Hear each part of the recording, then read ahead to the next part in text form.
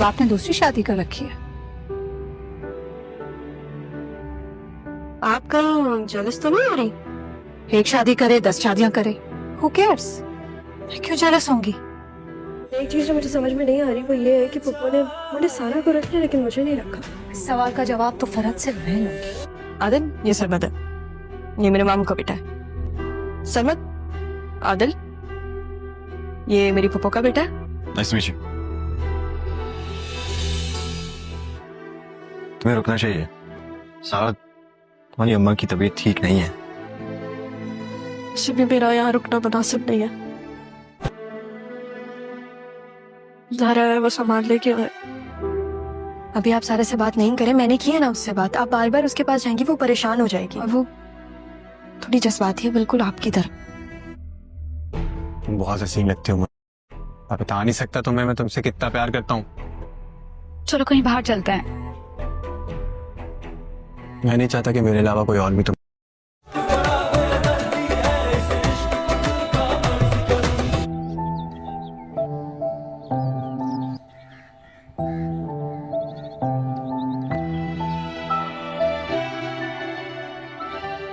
Zahra, please चली जाए यहाँ से, मुझे आपसे बात नहीं करनी। एक मौका तो मुझे भी मिलना चाहिए ना। एक बार तो मेरी बात सुन लो कि मेरे साथ क्या क्या हुआ था। मैं तुम्हारे लिए बहुत तड़पी हूँ बेटा। इस तड़पने की सजा काट ली है मैंने। ज़ाहरा ने तो आपसे और मुझसे दोनों से सच छुपाया। ख्याल से अगर हम दोनों दूसरे के बगैर ही रहें तो बेहतर होगा। मेरी ममता को पूरा कर दो।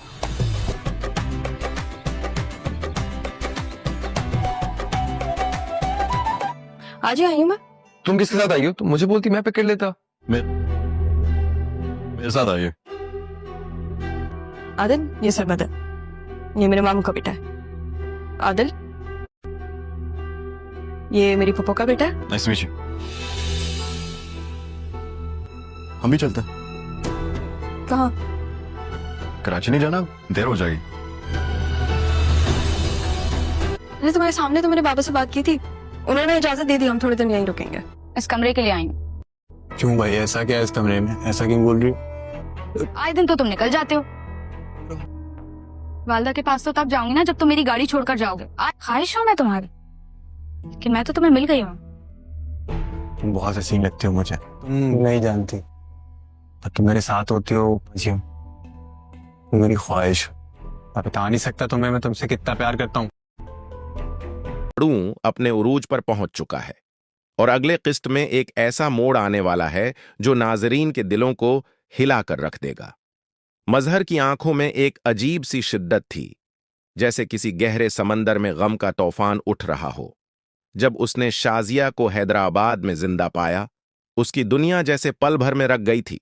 बरसों के फासले, टूटे हुए वादे और बिखरे हुए ख्वाब एक लम्हे में उसके सामने आ गए थे।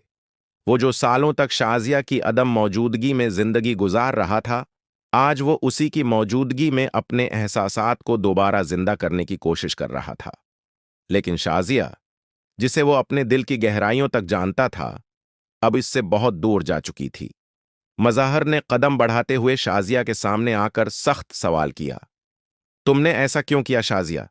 क्या कभी हमसे मोहब्बत थी भी? तुमने हमें क्यों छोड़ा? और तुम्हारी बेटी को, वो तो अभी पैदा हुई थी, तुमने उसे क्यों अकेला छोड़ दिया? शाजिया की आंखों में अजीब सी बेबसी और दर्द था, मगर उसका चेहरा ऐसा पथरेला था जैसे वो अपने अंदर छिपे हुए गम को बाहर आने का मौका न दे। वो कई सालों से जो कुछ बर्दाश्त कर चुकी थी, उसे अपनी आंखों में छुपाने की कोशिश कर रही थी। उसकी खामोशी में जो करब छिप था, वो मजहर के दिल को चीर रहा था, मगर वो उससे आगे कुछ भी नहीं कह सका। आप यहां क्यों आए?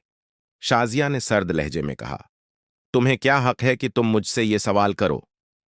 वो कई सालों की मुस्कुराहट और मोहब्बत को अपनी आंखों में छिपाने की कोशिश कर रही थी, मगर उसकी जबान से निकलने वाले अल्फाज में एक अजीब सी तलखी थी। मैं अपनी बेटियों के साथ खुश हूं और मुझे अब किसी से कुछ नहीं चाहिए। मजहर की आंखों में जैसे एक और सवाल पैदा हुआ। हवा, बेटियां, उसके लहजे में गहरा धचका था, जैसे उसे यकीन ही न आ रहा हो कि शाजिया ने 2 बेटियां पैदा कीं और वो उसे कभी नहीं बताई। 2। शाजिया की आंखों में चमक थी और उसका लहजा कुछ नरम हो गया। हाँ, जड़वां बेटियां, तुम्हारी बहन सब कुछ जानती थी। वही थी जिसने हमें तुमसे दूर रखने का फैसला किया था। मजहर का दिल जैसे एक लम्हे के लिए रख गया। वो नहीं जानता था कि उसका क्या रद्दामल होना चाहिए, और वो सिर्फ एक सवाल के इंतजार में था कि क्या ये सब हकीकत है? नहीं, ये सच नहीं हो सकता। वो यही कहना चाह रहा था, मगर उसकी आवाज कांप रही थी। दूसरी तरफ मसरत भी हैरत से ये सब सुन रही थी, और उसका दिल कई मुख्तलिफ जज्बात से भरा हुआ था। सरमद, ये कैसे मुमकिन हो सकता है? 2 लड़कियां, एक जैसी सूरत? उसकी आवाज में एक गहरी परेशानी थी। वो लड़की जिसे मैं हमेशा अपनी बहू समझती रही, वो ज़ारा थी ही नहीं। सरमद ने गहरी सांस ली, और फिर उसके चेहरे पर इज्म की एक झलक आई। जी, वो सारा थी, मेरी कजन।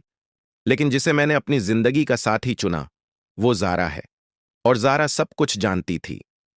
मुसर्रत की आंखों में अब भी बेशुमार सवालात थे, और उसकी दिल की हालत ये थी कि वो चाहती थी कि सरमद अपनी बात पर नजरथानी करे।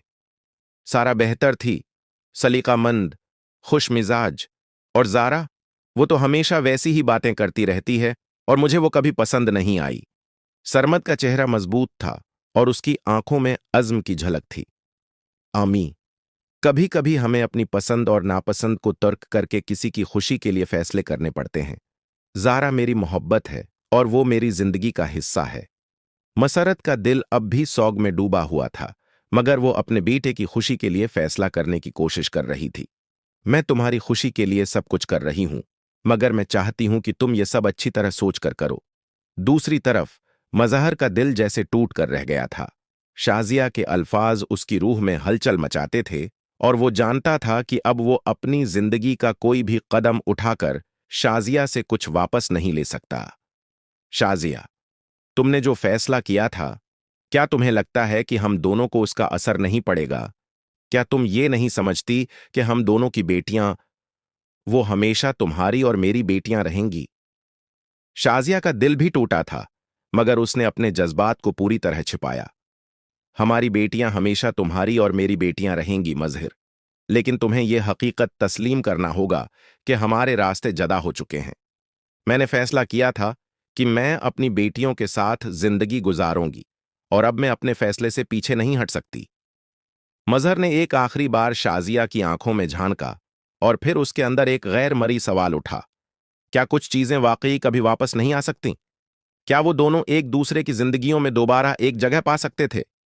ये लम्हा किसी एक का नहीं था, ये लम्हा एक मुकम्मल कहानी थी। मजहर और शाजिया की जिंदगियों के पेचीदा धागे एक दूसरे में गत्थे हुए थे, और दोनों की तकदीर अब एक दूसरे से जदा हो चुकी थी। मगर क्या उसका मतलब था कि वो हमेशा के लिए एक दूसरे से दूर रहेंगे? ये सवाल दोनों के दिलों में गूंज रहा था। मजहर की जिंदगी में शाजिया की गैर मौजूदगी ने एक खला छोड़ा था, जिसे वो आज तक पर करने की कोशिश कर रहा था। उसका दिल अभी तक शाजिया के फैसले को कबूल नहीं कर पाया था, और हर लम्हा वो अपने अंदर की बेचैनी और गम से लड़ रहा था। उसके जहन में कई सवालात गूंजते रहते थे कि वो किस तरह से शाजिया को अपनी जिंदगी से अलग कर पाएगा। वो जानता था कि शाजिया ने अपनी बेटियों के साथ एक नया आगाज किया है, मगर उसके दिल में वो सवाल हमेशा के लिए जिंदा था कि शाजिया ने ऐसा है क्यों किया, और क्या वो कभी उसे मुआफ कर पाएगी। मजहर के दिल में ये भी सवाल था कि क्या उसकी जिंदगी का कोई मतलब बाकी है। जब वो शाजिया के सामने आया और उसके जवाब सुनकर उसका दिल टूट गया, तो उसने महसूस किया कि शायद वो अपने माजी को कभी नहीं छोड़ पाएगा।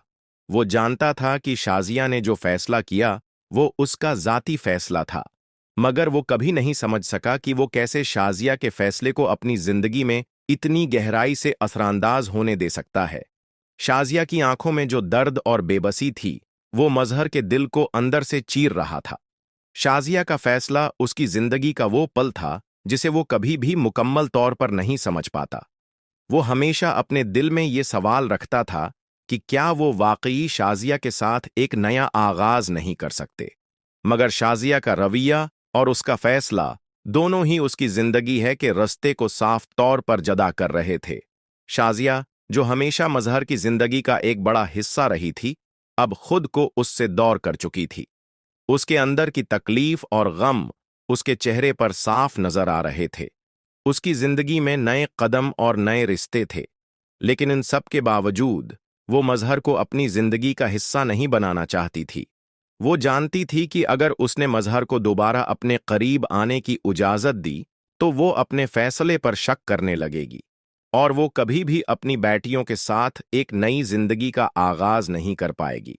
मजहर की आंखों में इस वक्त उसी सवाल का जवाब नहीं था जो वो शाजिया से पूछ चुका था। क्या कभी हमसे मोहब्बत थी? वो हमसे मोहब्बत थी।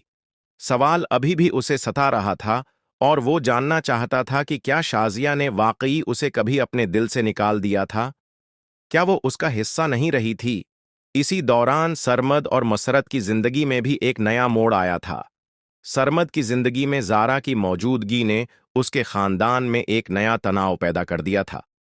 मसरत, जो हमेशा अपने बेटे की खुशी के बारे में फिक्रमंद रहती थी, अब एक नया सवाल अपनी दिल में रखे हुई थी। क्या वो वाकई सरमद की खुशी के साथ साथ जारा को कबूल कर सकती है? मसरत ने कई बार सोचा था कि सारा और जारा में फर्क किया था। सारा, जो हमेशा खुशमिजाज और सलीकामंद थी, और जारा, जो कुछ खास नहीं थी, मगर फिर भी सरमद ने उसे अपनी जिंदगी का हिस्सा बनाया। मसरत की नजरों में जारा कभी इतनी सलीकामंद नहीं थी जितनी सारा थी, लेकिन फिर भी सरमद की मोहब्बत का इंतखाब उसके लिए एक सवाल बन चुका था। मसरत के दिल में अब भी तजब्जब था और वो सरमद की खुशी के लिए अपनी पसंद और नापसंद को स्पष्ट डालने की कोशिश कर रही थी, मगर वो ये जानना चाहती थी कि क्या जारा उसकी तौक़ुआत पर पूरा उतरेगी या नहीं। सरमद के लिए जारा उसकी मोहब्बत थी और उसने अपनी खुशी के लिए अपनी पसंद की कुर्बानी देने का अज़्म किया था। वो जानता था कि उसे अपने फैसले के बारे में अपने वालिदीन से बात करनी होगी और उसके बाद वो अपनी जिंदगी का रास्ता वाज़ेह कर पाएगा। सरमद की आंखों में एक मजबूत इज़्म था, लेकिन उसके दिल में मसरत की तशवीश भी गहरी थी। वो जानता था कि मसरत हमेशा उसकी खुशी के लिए सब कुछ करने को तैयार है, लेकिन क्या वो जारा को कबूल कर पाएगी? ये सवाल सरमद के दिल में उठ रहा था और उसके ज़हन में ये बात थी कि वो अपनी मोहब्बत के लिए कोई भी कुर्बानी देने को तैयार है। मजहर और शाजिया एक खामोश लम्हे में आमने सामने बैठे थे। उन दोनों के बीच कई बरसों का फासला, कई अधूरे मुकालमे और न कहे गए जज्बात की गूंज मौजूद थी। शाजिया का चेहरा सपाट था, मगर आंखों में वही पुरानी नमी थी जिसे बरसों पहले मजहर ने पहली बार देखा था। मजहर का दिल कह रहा था कि शायद कुछ बदला नहीं, मगर अक्ल चीख चीख कर बता रही थी कि सब कुछ बदल चुका है। कभी सोचा भी था कि हम दोबारा यूं मिलेंगे? मजहर की आवाज में एक अजीब सी लर्जिश थी। मैंने तो मान लिया था कि तुम अब सिर्फ मेरी यादों में रहोगी। शाजिया ने उसकी तरफ देखा। एक लम्हे को जैसे दिल चाहा कुछ कहे, मगर फिर जबान रोक ली। वो नहीं चाहती थी कि मजहर उस दर्द तक दोबारा पहुंचे जहां से वो खुद बड़ी मुश्किल से निकली थी। यादें ही तो जिंदगी का असल फसाना होती हैं मजहर, और कुछ बाकी रह भी जाए तो वो महज साए होते हैं। तुम भी एक साया बन चुके थे जिससे मैं निकल चुकी हूं। मजहर ने दिल थामकर मुस्कुराने की कोशिश की, मगर आंखों की नमी उसकी कोशिश को चुकनाचौर कर गई। मैं शायद साया ही बन गया हूं, मगर वो साया जो हर रोशन लम्हे के साथ मजीद गहरा होता गया। तुम कहती हो तुम निकल चुकी हो, पर मैं तो वहीं का वहीं रह गया जिस दिन तुम चली गईं। शाजिया की पलकें झुक गईं। इसकी इंगलियों में इत्तराब का अर्तियाश था। वो मजबूत बनने की कोशिश में कब से टूट रही थी, ये शायद अब मजहर भी देख सकता था, मगर वो औरत थी और औरत का दुख अक्सर उसकी आंखों में नहीं, उसकी खामोशी में छुपा होता है। तुम्हें मालूम भी है मजहर, तुम्हारी बहन ने क्या कुछ छुपाया। तुम्हारे करीब आना चाहा तो उसने रास्ते बंद किए।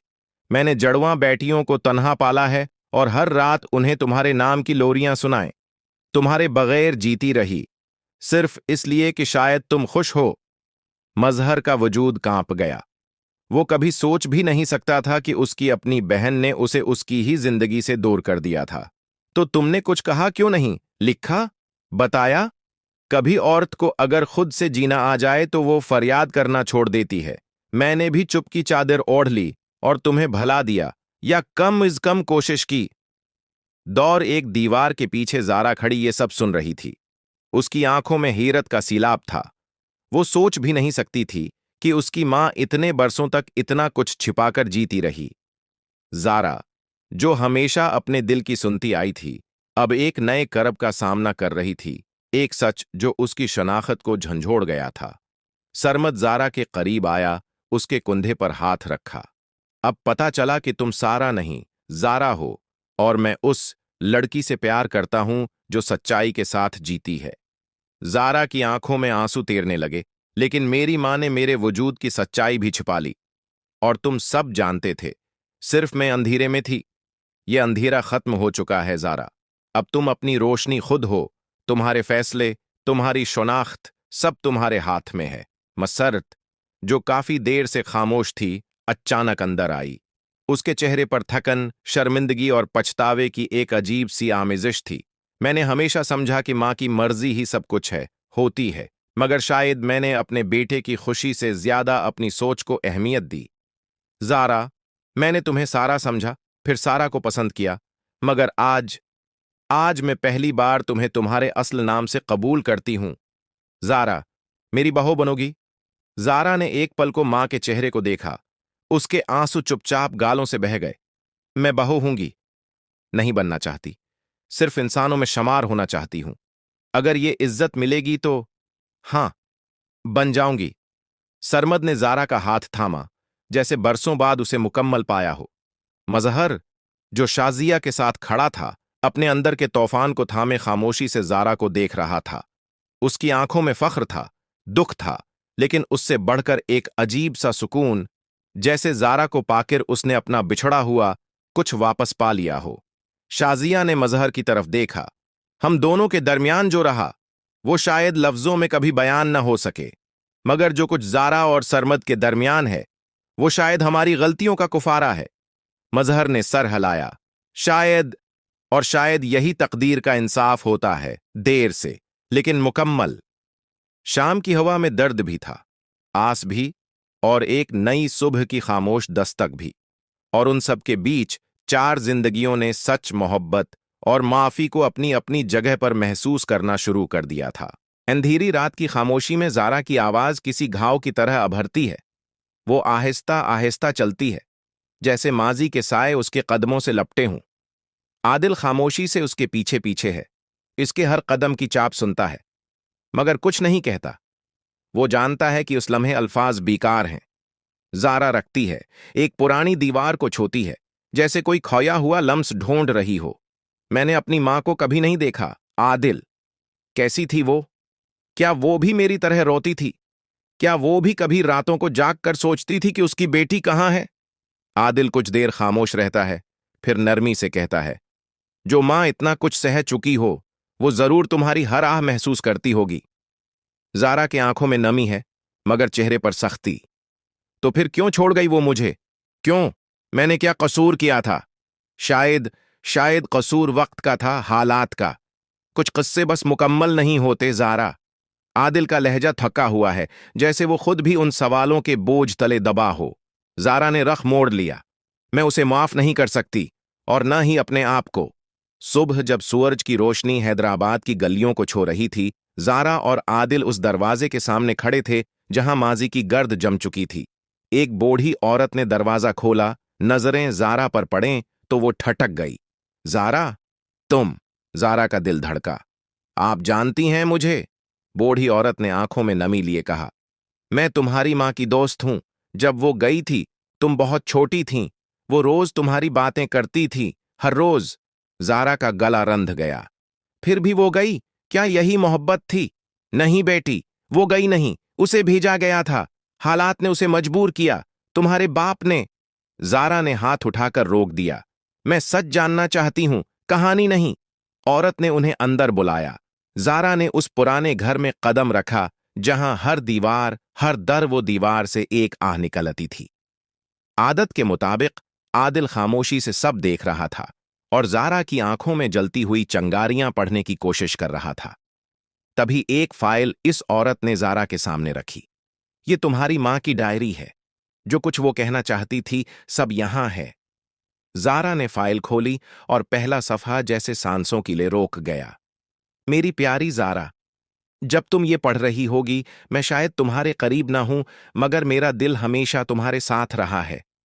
जारा की आंखों से आंसू टपकने लगे, मगर वो पढ़ती गई।